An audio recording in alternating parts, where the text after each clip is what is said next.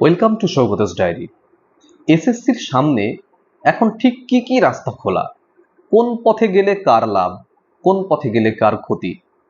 আমরা গতকালকের ভিডিওটিতে বিচারপতি অমৃতা সিনহার মন্তব্যের তাৎপর্য নিয়ে কথা বলেছি। এবার আসি সব থেকে গুরুত্বপূর্ণ একটি জিনিসে, সেটি হচ্ছে এই মুহূর্তে এসএসসির সামনে ঠিক কোন কোন পথ খোলা রয়েছে। আমি কয়েকটি সম্ভাব্য পরিস্থিতি নিয়ে কথা বলছি, মনে রাখবেন এগুলো সবই বিশ্লেষণ, এগুলো কোনো সরকারি সিদ্ধান্ত নয়, এগুলো হতে পারে। সম্ভাবনা এক, সুপ্রিম কোর্ট সময় বাড়িয়ে দিল। এটাই সম্ভবত এসএসসির প্রথম লক্ষ্য। তার কারণ কি? কারণ সময় বাড়লে কমিশন তাড়াহুড়ো না করে সমস্ত বিষয় পুনরায় যাচাই করতে পারবে। সংরক্ষণ বলুন, 10 নম্বর বলুন, ভেরিফিকেশন বলুন, আদালতের নির্দেশ, সবকিছু মিলিয়ে একটা নীতি তৈরি করতে পারবে।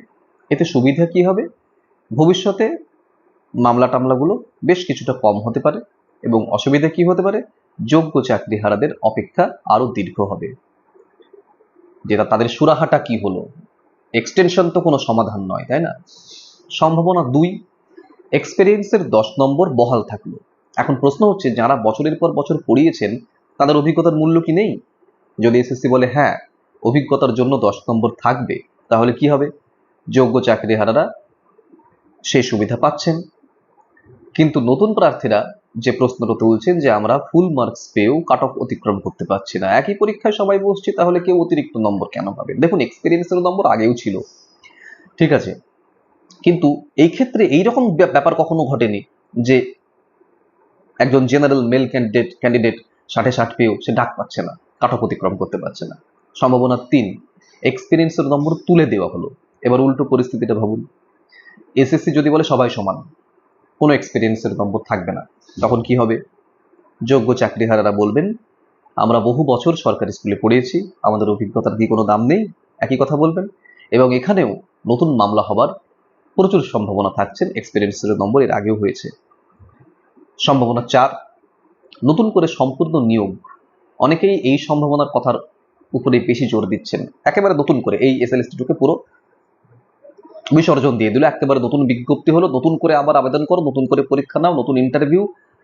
আইনগতভাবে এটা অসম্ভব কিন্তু নয়, কিন্তু এটা সবচেয়ে বেশি ক্ষতিকার ফ্রেশারদের, এমনকি যোগ্য চাকরিহারাদেরও। কারণ তারা তো সবাই বলবেন যে তাহলে এই এই এই দিনগুলো তাহলে এই এত কিছু হট্টগোলের মধ্যে দিয়ে গেলাম কেন? সম্ভাবনা পাঁচ, যোগ্য চাকরিহারাদের জন্য আলাদা ব্যবস্থা। এটাও বহুদিন ধরে আলোচনায় রয়েছে। অ্যাকচুয়ালি তো এটাই বলেছিল সুপ্রিম কোর্ট যে 2016-কে আবার একটি পরীক্ষা নিয়ে আবার এদেরকে পুনর্বহাল করার কথা এবং সর্বোচ্চ সুবিধা দেওয়ার কথা। এইখানে যদি 2016-কে একটা ডিপার্টমেন্টাল পরীক্ষা নিয়ে নিত এবং ফ্রেশারদের জন্য আলাদা নোটিফিকেশন করে প্রচুর ফ্রেশাররা চাকরি পেত, কোনো গন্ডগোল বাধ্য না। কিন্তু ওই টেন্টেড গুলোকে ঢুকাবে বলে আমাদের পূর্বের সরকার কিন্তু ঠিক এই কাজটা করেছিলেন, যে যেন তেন প্রকার আমরা ওই টেন্টেড গুলোকে ঢুকাবো। টাকা নিয়ে বসে আছি, তো টাকা নিয়ে বসে আছি, সেই টাকাগুলো তো ফেরত দিতে হবে, না হলে ওই কাউন্টার খুলে যে কারণে ওই এই করে দিয়েছিল আর কি, একবারে বসিয়েছে এবং একে অপরকে শত্রু বানিয়ে ফেলেছে তারা, আমাদের পূর্বতন সরকার।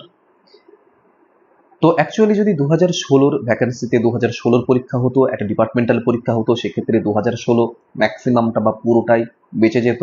শিক্ষাকর্মী বলুন, শিক্ষক শিক্ষিকা বলুন, সবাই বেঁচে যেত তারা, এবং বাঁচত সব থেকে বেশি ফ্রেশাররা, কারণ তাদের এই 10 নম্বরের হেডেক, 60 পেয়েও কাট অফ অতিক্রম করতে পারছে না, এই ধরনের জিনিসগুলো, এই ফ্রাস্ট্রেশন না, এর সম্মুখীন তারা কোনো মতেই হতেন না।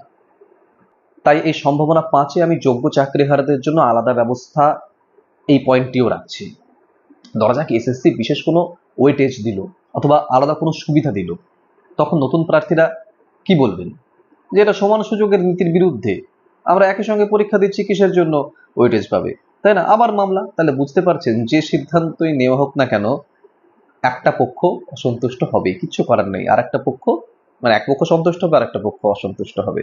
এই কারণেই বিচারপতি অমৃতা সিনহা তিনি কি বলছেন, যে অনেক বিষয় বিবেচনা করতে হবে, এই সমস্ত কিছু বিষয়কে কিন্তু ধর্তব্যের মধ্যে ধরতে হবে। এই একটা বাক্যের মধ্যে পুরো সমস্যার সারাংশ কিন্তু লুকিয়ে রয়েছে। কেমন? এবার আসি সব থেকে গুরুত্বপূর্ণ অংশে, যে এসএসসি কি চাপের মধ্যে? আমার মতে তো অবশ্যই হ্যাঁ, এসএসসি একদম চাপের মধ্যে। কেন?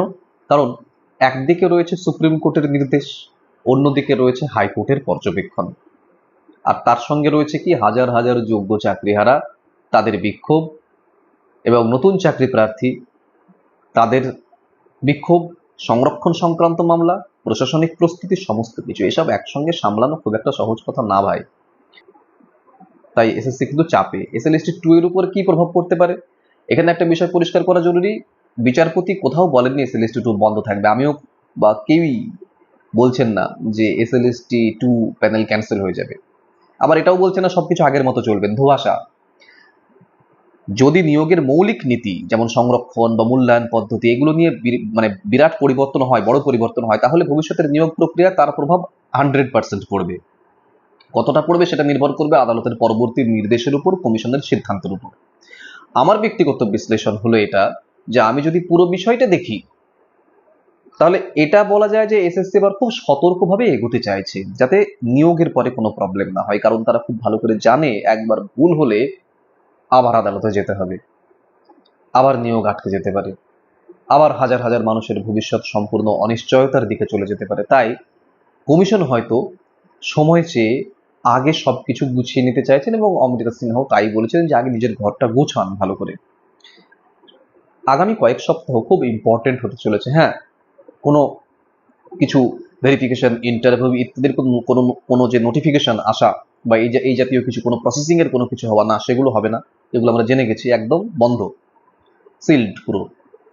কিন্তু সরকার কি অবস্থান নিচ্ছেন, তার সামনের দিকের চলার পথটি তিনি কিভাবে দেখছেন সরকার বা এসএসসি, সেই বিষয়ে কিন্তু আগামী 15 দিন মোস্ট ইম্পর্টেন্ট হতে চলেছে। আমাদের চোখ থাকবে কিন্তু এসএসসি সাইটে, নোটিফিকেশনে।